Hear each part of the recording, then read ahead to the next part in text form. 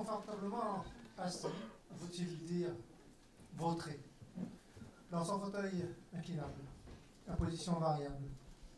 Il tenait son verre à la main, il avait laissé couler la pression tout doucement. Sa secrétaire, assise sur le bureau, lui lança un regard oblique. Comme c'est pas honnête le long des dents obliques, pas sûr. Et M. V lui lança aussi un de ses regards dans les yeux. Regard qui descendit tout droit dans ses côtes, manifestement légèrement dévoilé.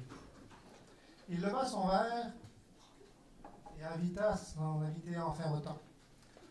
On pourrait rapidement s'abaisser à des coquineries, ma chère, mais allons rejoindre l'Assemblée. Dans la pièce d'à côté, au parquet de bois et de chaises en bois, le président semblait attendu. Il est accueilli plein d'applaudissements. Brièvement, il place sur l'introduction et voyez les chiffres, je suis content, très content, que dis-je, extrêmement satisfait, presque heureux, avec un sourire qui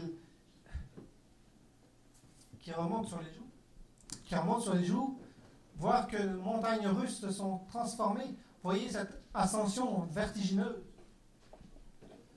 Et le public s'incline devant une telle évolution. C'est chapeau bas. Et là, il s'évanouit. Vite, vite, des selles, de l'eau, quelque chose. Plus tard, il est emmené en ambulance. Les ambulanciers passent proche de le faire glisser. Puis, l'hôpital, les couloirs qui montent dans les pentes. On change d'étage sans avoir pris l'escalier. Il voudrait vomir, il ne peut pas. Il se rendort, on l'amène sur un lit dans une chambre quelconque. Plus tard, un docteur vient examiner ses courbes de température. Il va remonter, dit-il, comme pour se rassurer. Le président a besoin de repos, mais soudain, un goutte d'eau le réveille. Quelqu'un viendra. Il ira voir le toit. Un toit plat. L'ouvrier. Les eaux s'écoulent moins facilement, dit l'ouvrier avant de s'attaquer à l'ouvrage.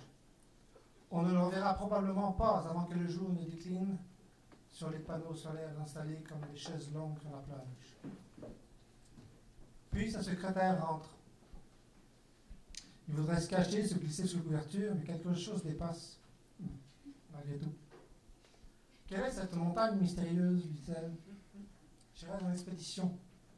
Ça ne va pas si mal, apparemment. Effectivement, il reprend des couleurs. Il se demande s'il n'y avait pas quelque chose dans cette bière qui l'aurait fait finir en bière.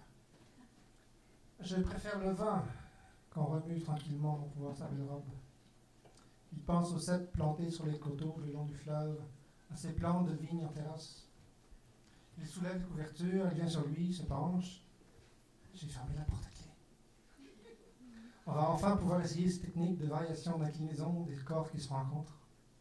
Oui, tu as de la suite dans les idées, même si ce n'est pas toujours tout droit. Mais on devrait sortir. Chez toi ou chez moi?